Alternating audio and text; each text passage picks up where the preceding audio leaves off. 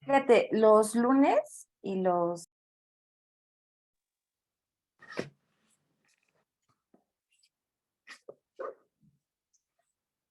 Hola, hola, ¿cómo están? Muy buenas noches, gusto saludarles.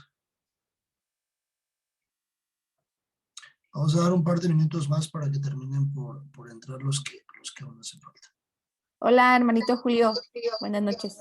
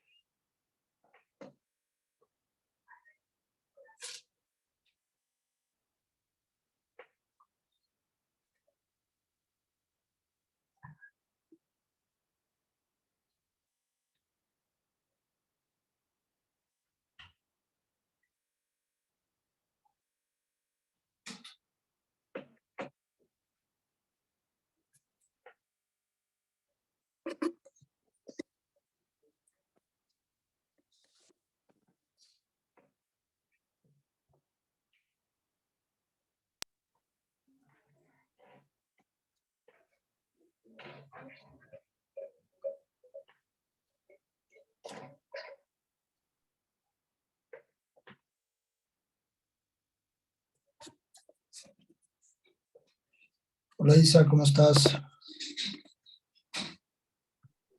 Hola, bien. Bien, bien. Bien, gracias a Dios, todo bien.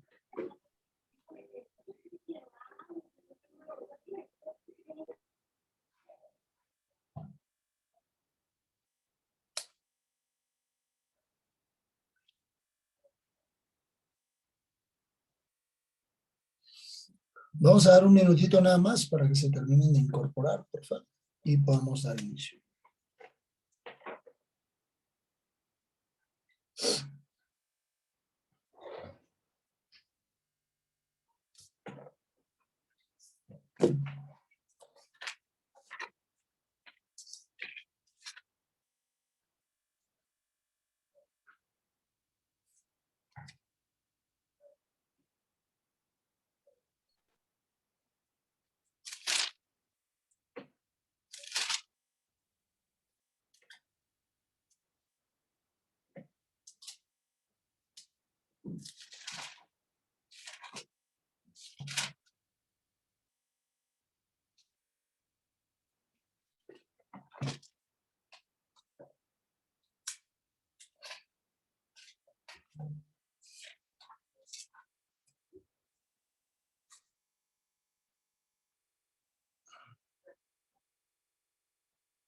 Vale, creo que ya estamos todos por acá.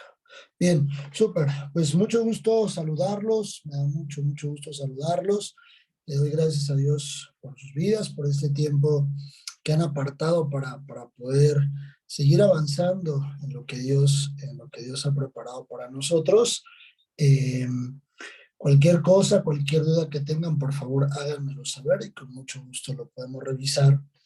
Ya con base a lo que hemos visto en otras clases, en otras ocasiones, vamos a ir revisando ya mucho más tangible probablemente en la parte escatológica. Vamos a verlo en algunos profetas. Solo vamos a estudiar algunos temas que están relacionados con la escatología. Hay más, hay muchos más, pero no alcanzaría el semestre para ver toda la escatología que hay en los profetas. Pero yo quiero que veamos 3 profetas claves y muy importantes en este tema de la escatología.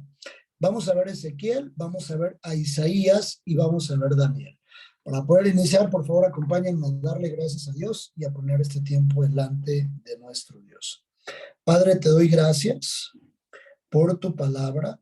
Gracias, Señor Jesús, porque nos permites tenerla presente, porque nos has abierto este tiempo para que nosotros, mi Dios, podamos estudiar de ti, para que podamos conocerte, para que podamos saber ¿Por qué dejaste escrito, Señor, ciertas cosas en la Biblia? Y es importante que nosotros nos sentemos, Señor, en conjunto a estudiar y a meditar.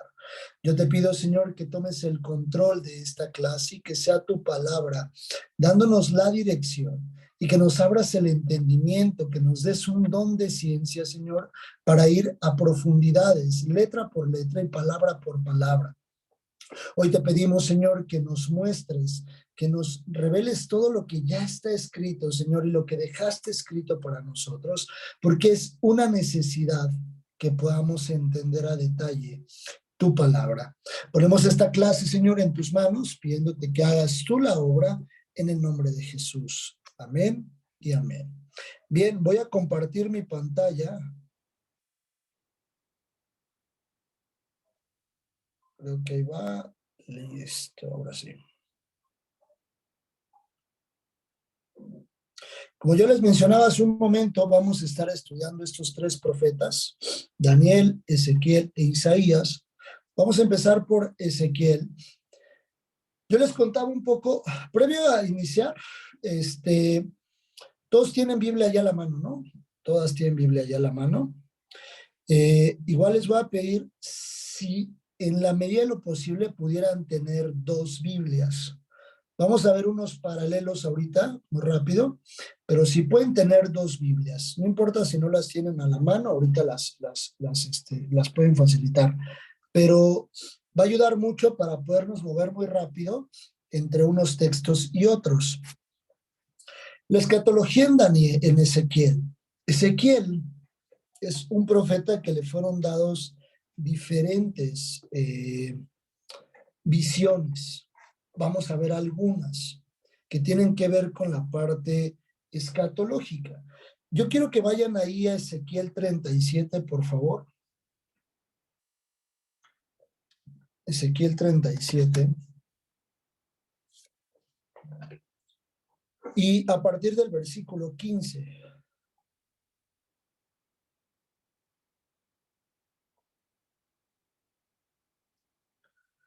Vayamos leyendo con mucho entendimiento lo que dice la palabra. Para esto, justo el título dice la reunión de Judá e Israel. Recuerden que en ese tiempo, bueno, en el Antiguo Testamento hubo un momento, a partir del hijo de Salomón, en posición de rey, se pierde el reino y se divide el reino en el norte y en el sur. En ese momento, al dividir el reino del norte, que fue invadido o atraído por cautivo por los asirios, y el reino del sur, posteriormente por Babilonia, había una separación. Por eso acá lo separa como Judá e Israel. Ajá. Recuerden que hay una división de Judá versus las otras 10 punto y algo tribus que se quedan.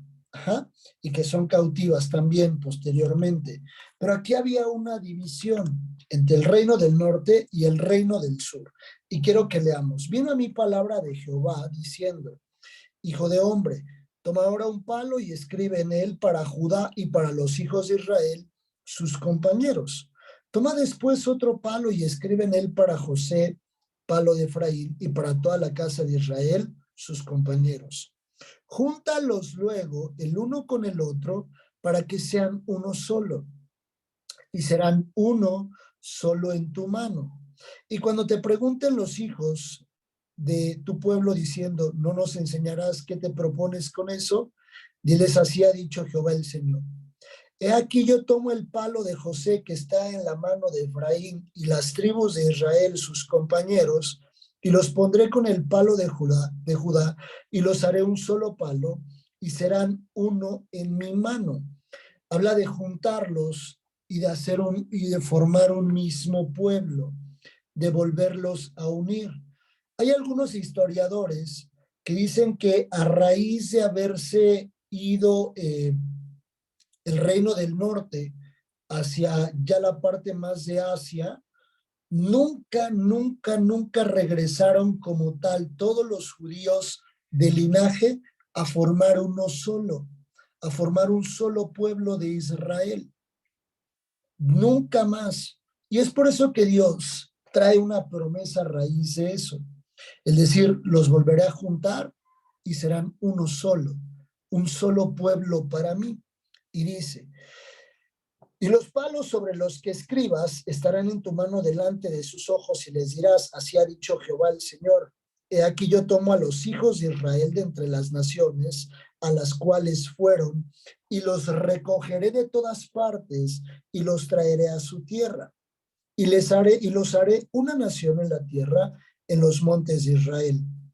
Y un rey será a todos ellos por rey y nunca más serán dos naciones, ni nunca más serán divididos en dos reinos, ni se contaminarán ya más con sus ídolos, con sus abominaciones y con todas sus rebeliones, y los salvaré de todas sus rebeliones con las cuales pecaron, y los limpiaré y me serán por pueblo, y yo a ellos por Dios.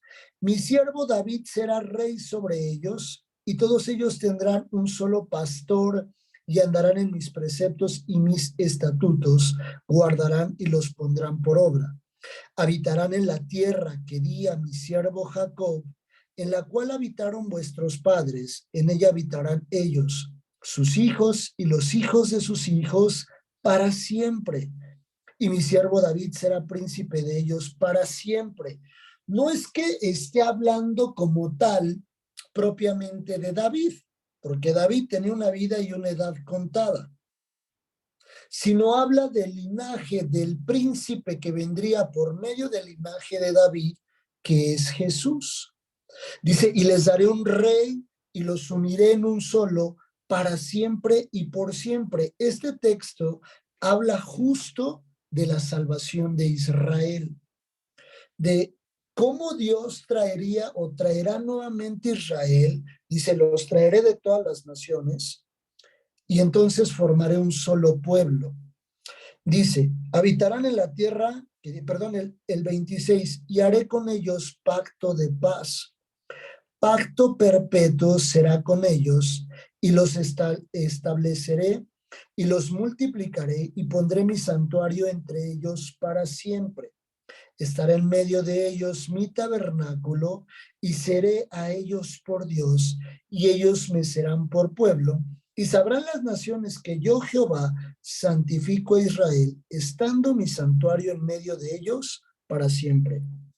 Aquí es donde muchos toman esa referencia del templo que ahorita más vamos a revisar, en el que dice Dios, habrá un tabernáculo, un templo en medio de ellos, y estaré con ellos. Aunque del otro lado muchos dicen que hace la referencia de la presencia, de que ya en ese periodo de la eternidad Dios estará en medio de ellos, pero el tabernáculo hace la referencia a su presencia. Aún muchos no terminan por ponerse tan de acuerdo con el templo de Ezequiel. La visión que Dios le da a Ezequiel de un templo similar, un poco similar al de Salomón, pero que le permite Dios ver. Acá en el versículo 23, donde dice, ni se contaminarán ya más con sus ídolos, con sus abominaciones y con todas sus rebeliones, los salvaré de todas sus rebeliones, con las cuales pecaron, los limpiaré y me serán por pueblo, y yo a ellos por Dios. Hay tres promesas: restauración, unificación y un nuevo pacto. Un pacto nuevo, un pacto renovado en el cual nosotros ya estamos incluidos. Cuando nosotros vemos el pacto renovado que describe el Nuevo Testamento, la iglesia está integrada en ese nuevo pacto. ¿Por qué? Porque son exactamente esos tres pactos que Dios ya había hecho, dos pactos, y Dios hizo un tercero en el Nuevo Testamento. ¿Cuál es el primer pacto que Dios hizo a través hablando o haciendo referencia al pueblo de Israel? El primero es el pacto de Abraham. ¿Cuál fue el pacto de Dios con Abraham? Haré una descendencia de ti tan grande como las estrellas del cielo. Después el pacto davídico, el pacto con David. ¿A qué hace referencia el pacto con David? A que Dios le dijo a David, no faltará quien tenga posición, parafraseando, en el trono de Israel, de tu descendencia. De tu descendencia vendrá ese linaje que es el Maestro Jesús.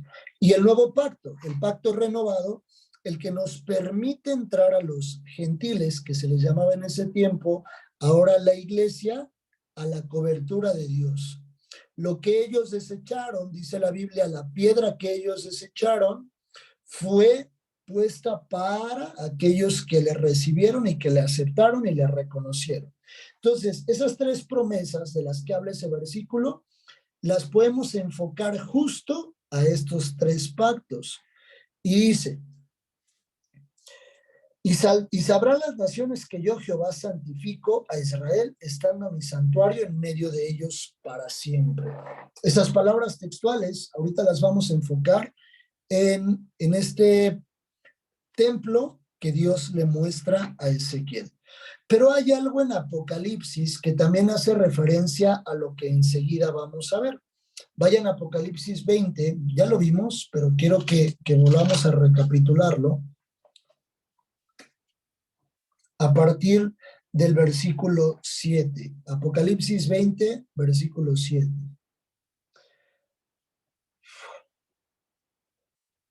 Dice la Biblia: cuando los 1000 años se cumplan, Satanás será suelto de su prisión y saldrá a engañar a las naciones que están en los 4 ángulos de la tierra, a Gog y a Magog, a fin de reunirlos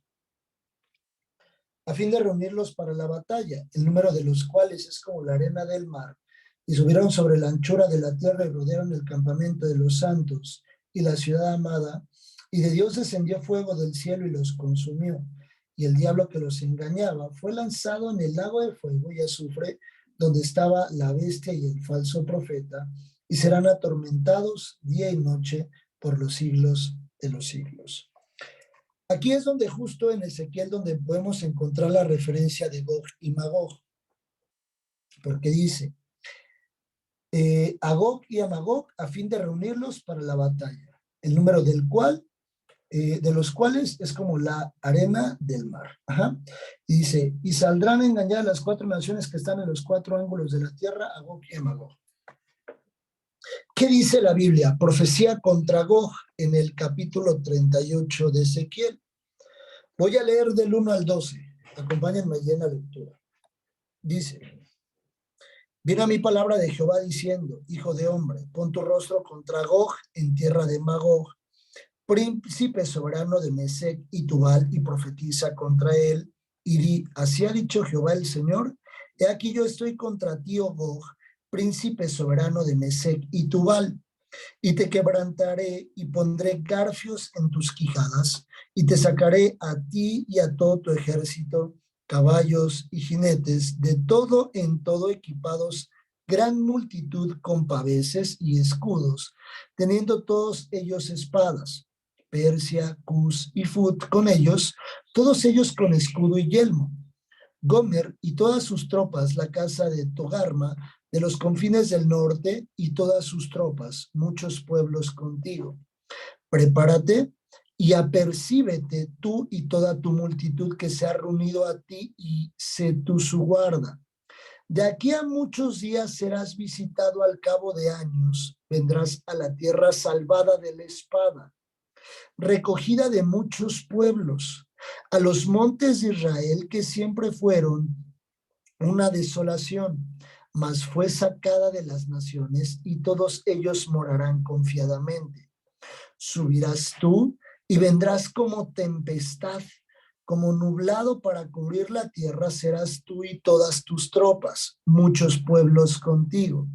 Así ha dicho Jehová el Señor, en aquel día subirán palabras en tu corazón y concebirás mal pensamiento y dirás, subiré contra una tierra indefensa, iré contra gentes tranquilas que habitan confiadamente, todas ellas habitan sin muros y no tienen cerrojos ni puertas, para arrebatar despojos y para tomar botín, para poner tus manos sobre las tierras desiertas ya pobladas y sobre el pueblo recogido de entre las naciones que se hace de ganado y posesiones que mora en la parte central de la tierra. Hasta allí.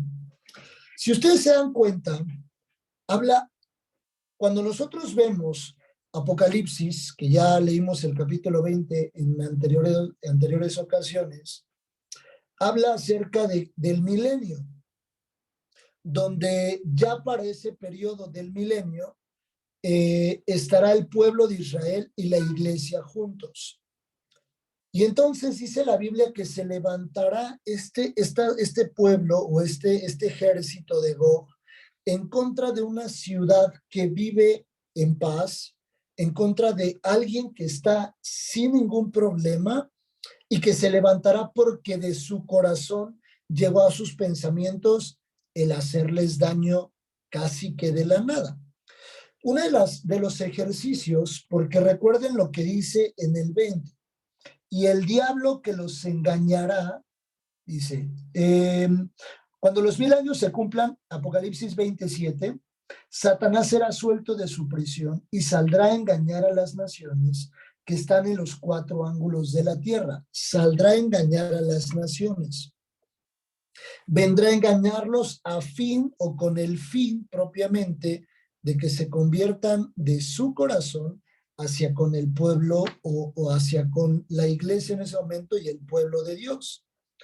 Por eso cuando ustedes ya un poco relacionando lo que dice Apocalipsis y pueden ver lo que dice la profecía contra Gog, dice, por ejemplo, en el 8, de aquí a mucho, en Ezequiel 38:8, de aquí a muchos días serás visitado, al cabo de años vendrás a la tierra salvada de la espada, recogida de muchos pueblos, a los montes de Israel que siempre fueron una desolación, mas fue sacada de las naciones y todos ellos morarán confiadamente.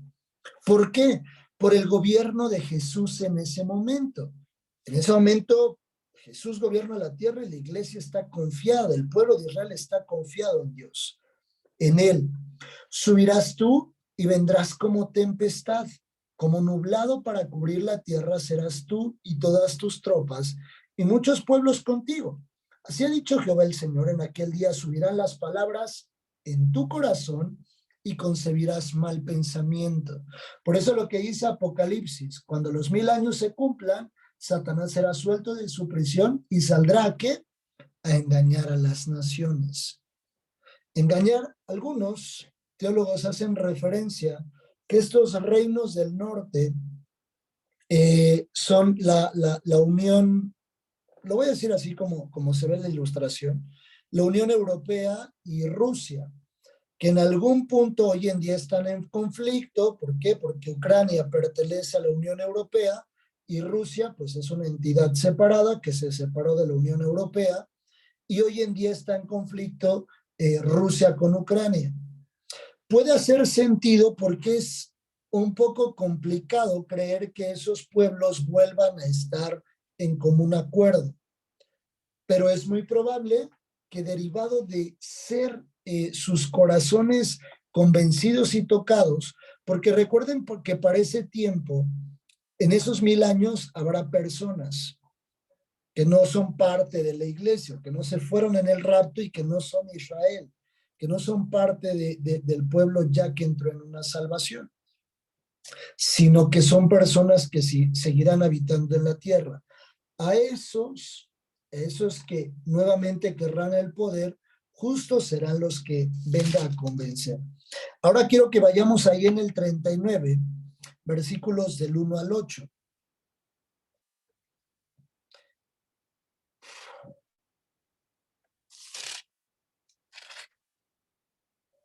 Ezequiel 39, 1 al 8.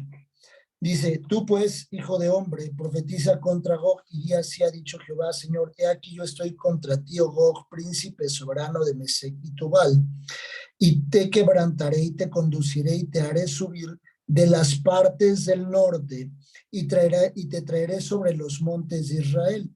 Y sacaré tu arco de tu mano izquierda y derribaré tus saetas de tu mano derecha.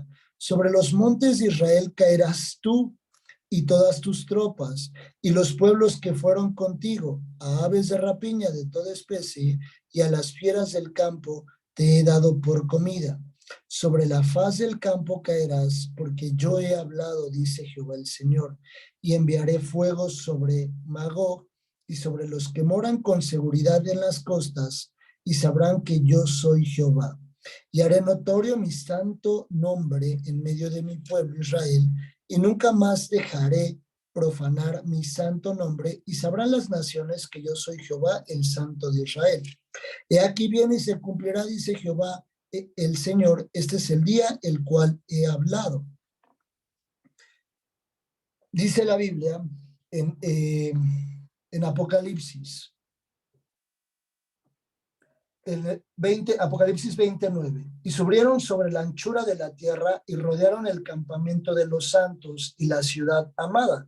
Cuando dice y subieron sobre la anchura de la tierra, que se subieron, habla de montes, porque es una superficie alta. Ajá. Y dice, y subieron sobre la anchura de la tierra y rodearon el campamento de los santos y la ciudad amada.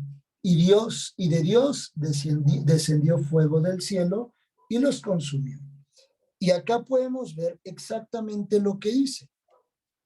Sobre los montes de Israel caerás tú y todas tus tropas, y los pueblos que fueron contigo, a aves de rapiña, de especie, y a las fieras del campo te he dado por comida.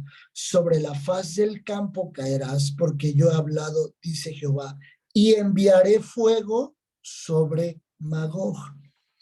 Todos estos puntos nos permiten hacer en ese paralelo, identificar que efectivamente lo que dice Apocalipsis 20 tiene una gran referencia con Ezequiel 38 y 39. Subirás al monte y te consumiré con fuego. Lo mismo lo dice Apocalipsis. Por eso podemos entender que la profecía de Gog y Magog, que está descrita en Ezequiel, es exactamente lo que Dios dejó escrito en tan solo unos versículos en Apocalipsis 20. Hay una gran referencia y como lo dice la hermenéutica, podemos, la exégesis, perdón, podemos hacer paralelos entre unas y otras, entre unos y otros libros, ¿vale? ¿Dónde puede encontrar además la palabra Gog o quién es Gog? La realidad es que este Gog y este Magog descrito en Ezequiel no se encuentra propiamente el significado o se hace referencia, sino que lo llevamos al Apocalipsis y podemos hacer esos dos paralelos. Muchas personas han pensado que estas figuras, por lo destructores que llegaron a ser, fueron Napoleón o Hitler. Algunos mencionan, como les decía, que es Rusia. También llegan a mencionar que es Roma y que de Roma saldrá Gog y Magog. La realidad es que no, ninguno de esos puntos son correctos. Estos datos yo se los traigo de algunos libros escatológicos. Ninguno de esos datos son correctos porque para que se cumpla esto tendría que haber ya sido raptada la iglesia y no ha pasado. Entonces, no podría ser Napoleón, no podría ser tampoco Hitler y Roma tampoco podría ser. ¿Por qué? Porque en Apocalipsis vemos la caída de Babilonia, lo vamos a ver después. Ninguno de esos podría aplicarles de acuerdo a lo que diferentes teólogos han identificado. Yo personalmente lo que puedo deducir y le puedo dar mucha credibilidad a la teoría de que como serán reinos del norte, habla de Israel, que es el punto donde vendrá Jesús y donde sucederá el Armagedón. Si hablamos de los reinos del norte, que ahorita lo leímos, yo puedo sí percibir que, por no sé exactamente qué países, pero hablando de reinos, sí es muy probable que pueda ser esta o la figura de lo que sea en ese momento, de lo que hoy en día es la Unión Europea y Rusia. Es muy probable que sí sea eso. Incluso ustedes pueden buscar en internet una referencia de Gog y Magog y les van a aparecer en un mapa los nombres tanto Gog y Magog haciendo referencia a Rusia y la Unión Europea, ¿vale? Enseguida viene el capítulo número 40. En el capítulo número 40 es justo donde se describe la visión. Y quiero que vayan ahí a Apocalipsis 21, primeramente. para más o menos identificarlo. Apocalipsis 21, versículos 9 al 27. Dice, la Nueva Jerusalén. Vino a mí entonces uno de los 7 ángeles que tenía las 7 copas llenas de las 7 plagas postreras, y habló conmigo diciendo, ven acá, yo te mostraré la desposada, la esposa del Cordero. ¿Quién es la esposa del Cordero? La iglesia, ¿verdad? Dice, y me llevó en el espíritu un monte grande y alto, y me mostró la gran ciudad santa de Jerusalén que descendía del cielo de Dios, teniendo la gloria de Dios, y su fulgor era semejante al de una piedra preciosísima, como piedra de jaspe, diáfana como el cristal.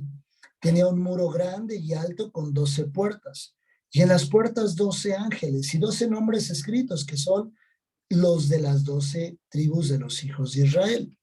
Al oriente, 3 puertas, al norte 3 puertas, al sur 3 puertas, al occidente 3 puertas, y el muro de la ciudad tenía 12 cimientos, y sobre ellos los 12 nombres de los 12 apóstoles del Cordero. El que hablaba conmigo tenía una caña de medir de oro, punto importante, para medir la ciudad, sus puertas y su muro.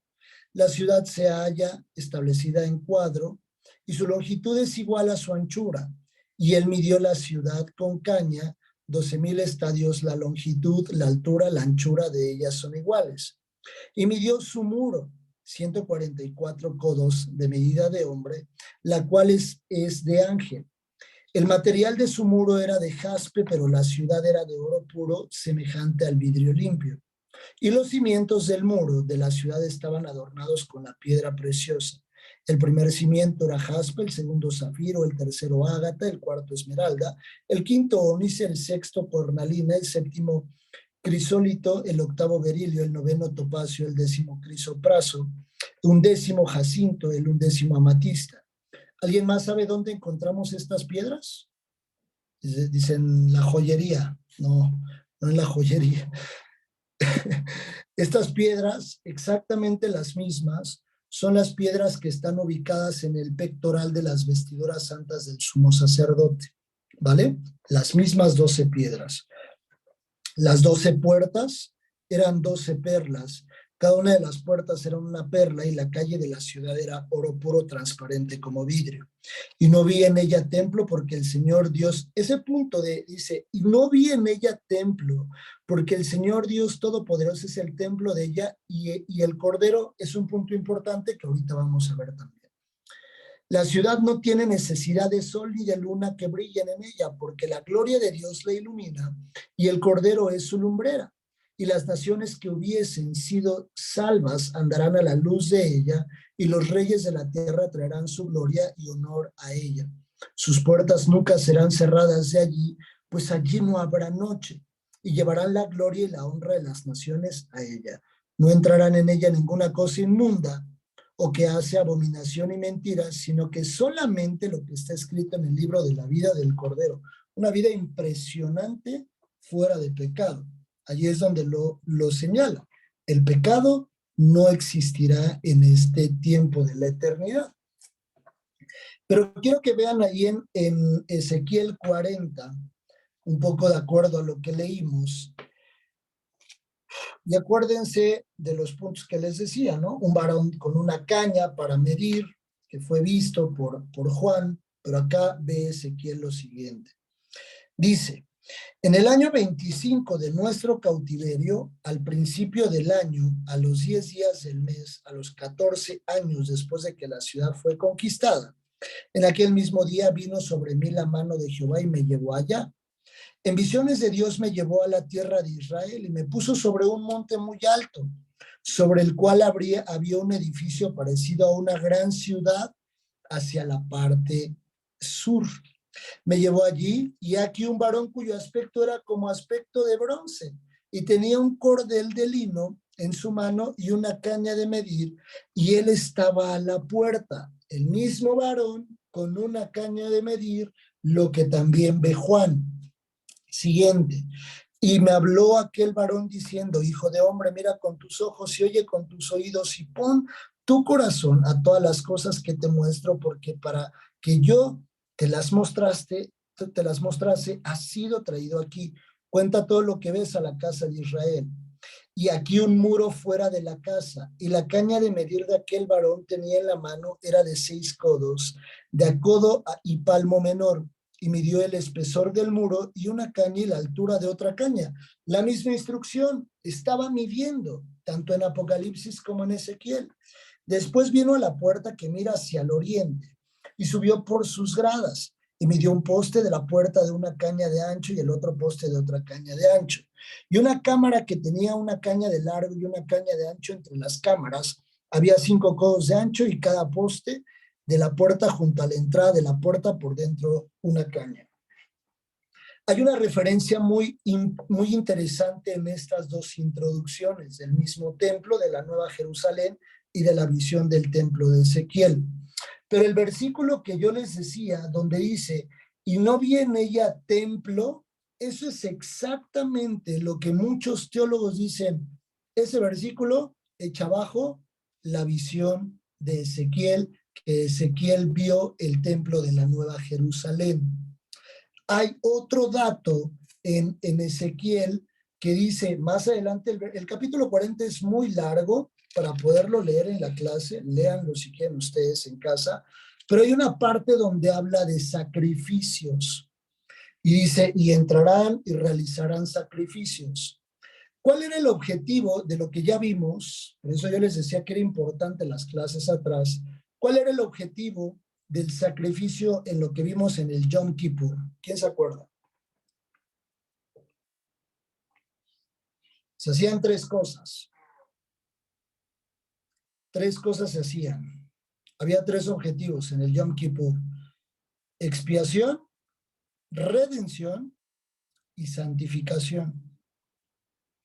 ¿Por qué? ¿Por qué se hacía la expiación? ¿Cuál era el objetivo de la expiación? El perdón de los pecados. Entonces, si nosotros hablamos de lo que al final leímos en Apocalipsis 21, que ya no habrá pecado, dicen los teólogos, entonces, ¿para qué va a haber sacrificios? No tiene sentido. Y otros teólogos dicen, bueno, solamente va a ser una forma de recordar algo que sucedió. Entonces, todavía nos andamos peleando. No les quiero con esta clase decir, la verdad absoluta es esta, ¿no? Pero quiero darles los datos que existen, tanto de la lectura que podemos encontrar en Apocalipsis, pero en Ezequiel también. Al final del día, vamos a estar en la eternidad y no sé si va a haber templo o no va a haber templo. Pero, y usted me dice, entonces, ¿para qué nos enseñas esto, no? Pero yo quiero que ustedes conozcan lo que está escrito de un lado y del otro, pero también lo que se dice de un lado y del otro para que no exista confusión. Esto al final del día no cambia nuestra fe y no mueve la eternidad y no mueve el propósito de nuestra eternidad. Lo real es que estaremos junto con Dios. Eso sí es un hecho.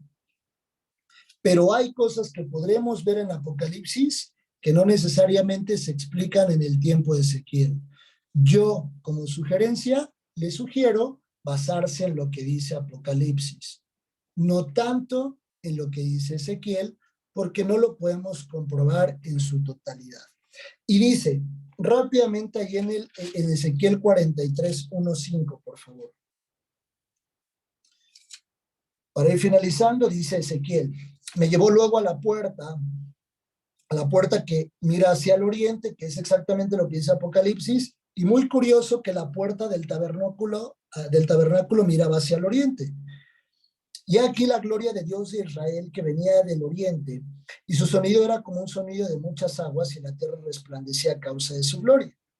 Y el aspecto de lo que vi era como una visión, como aquella visión que vi cuando viene para destruir la ciudad, y las visiones eran como la visión que vi junto al río Quebar, y me postré sobre mi rostro. Y la gloria de Jehová entró en la casa por la vía de la puerta que daba al oriente. Y me alzó el espíritu y me llevó al interior.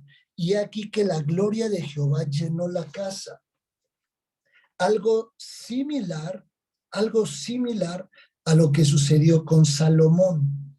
Cuando Salomón levanta el templo al finalizarlo y entonces lo entrega a Dios, como la casa de Dios en ese momento, sucede que la gloria de Dios desciende y dice que no podían entrar ni salir.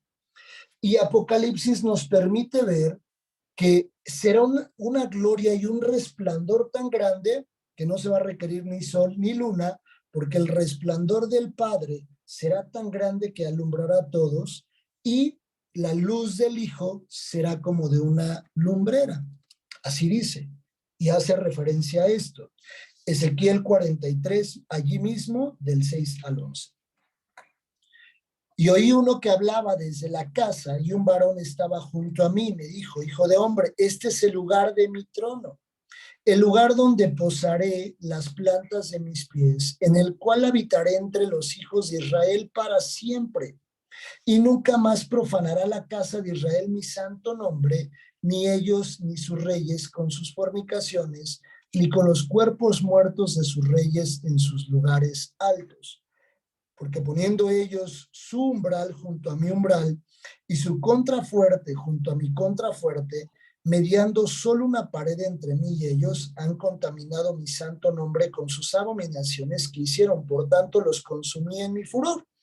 Ahora arrojarán lejos de mí sus fornicaciones y los cuerpos muertos de sus reyes, y habitaré en medio de ellos para siempre.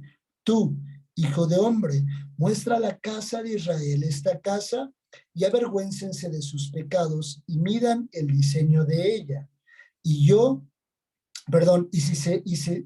si se avergonzaren de todo lo que han hecho, hazles entender el diseño de la casa, su disposición, sus salidas, sus entradas y todas sus formas, y todas sus descripciones y todas sus configuraciones y todas sus leyes, y descríbelo delante de sus ojos, para que guarden toda su forma y todas sus reglas y las pongan por obra. Este cierre del versículo 6 al versículo 11 da a entender que el templo de Ezequiel es espiritual, es una descripción espiritual, porque le dice: ve y muéstrales las medidas, ve y diles las características, ve y diles de las leyes que habrá en el templo, ve y diles que habrá esto y el otro y el otro, como una promesa específica para ellos, a manera de recordarles y que a ellos les hiciera sentido decir: esto sí viene de Dios. ¿Por qué? Por la forma en la que ellos habían sido instruidos con la ley, con el tabernáculo, con las indicaciones que ellos habían recibido previamente de cómo levantar el tabernáculo, de la descripción tan específica que deja escrita Dios del templo de Salomón. Dicen que estos versículos hacen referencia a que el templo de Ezequiel es mucho más espiritual y figurativo que algo específico. Entonces, yo personalmente me quedo en esa conclusión, que el templo de Ezequiel fue una visión que Dios le dio para dejarle claro a Israel la parte escatológica, porque Israel, un judío no cree en el Apocalipsis, ni siquiera lo lee. ¿Por qué? Porque ellos no leen el Nuevo Testamento. Ellos solo están enfocados en el Antiguo Testamento. Entonces, yo puedo ver de esta forma el que es como si fuera un mini Apocalipsis para que ellos conocieran la promesa de esa eternidad, del lugar en un sentido mucho más figurativo, en el que habitarán en la eternidad con Dios, más allá de lo que podemos ver descrito en Apocalipsis. Ese es en general mi resumen, tanto de Ezequiel como los paralelos con Apocalipsis. ¿Alguna duda o algún comentario? ¿No? ¿Todo quedó claro? Son súper inteligentes, siempre queda claro todo, súper bien, ya, bye. Muy bien. Bueno, pues vamos a darle gracias a Dios por este tiempo. Les voy a pedir que me acompañen a orar. Yo sé que de repente es mucha información, tomen sus notas, yo les mando la información en las diapositivas, pero es importante, ustedes incluso lean una Biblia de estudio, cuando vean la Biblia de estudio y vean lo que dice de Ezequiel 40, por ejemplo, y llévenlo a estudiar mucho más profundo con Apocalipsis 21. Y vayan haciendo esas comparaciones, que es exactamente lo que yo hice para poder compartir este estudio, ¿vale? Bien, vamos a darle gracias a Dios por este tiempo. Acompáñenme a orar, por favor. Dios, te damos gracias, Padre, por tu palabra, porque nos permites conocer mucho más, Señor. Tal vez cosas que no sabíamos, tal vez cosas que no conocíamos, o tal vez cosas que incluso estábamos probablemente confundidos. Y hoy nos has permitido sentarnos, escucharte y a entender, Señor, utilizando las herramientas que tú ya nos has dado. Utilizando, Señor, el poder ir a tu palabra, pero también poder ir dentro de tu palabra a un paralelo y que se pueda explicar una cosa con la otra. No tenemos que buscar nada más, porque tu palabra se explica solo con tu palabra. Te damos gracias, Señor, por este tiempo. Yo te pido que bendigas la vida de mis hermanos, guárdalos, guíalos, dales dirección en todo lo que necesiten, Señor. Y si alguno de ellas estuviera cargada, necesitara algo, hubiera alguna preocupación, yo te pido que les des descanso, Señor, y que puedan avanzar en el cumplimiento de tu propósito para ellas en la tierra. En el nombre de Jesús. Amén y amén. Que Dios les guarde, que Dios les bendiga, pasen bonita noche, que descansen. Bye, bye. Gracias, maestro. Bendiciones. Gracias a Dios. Bye, Julio. Chao.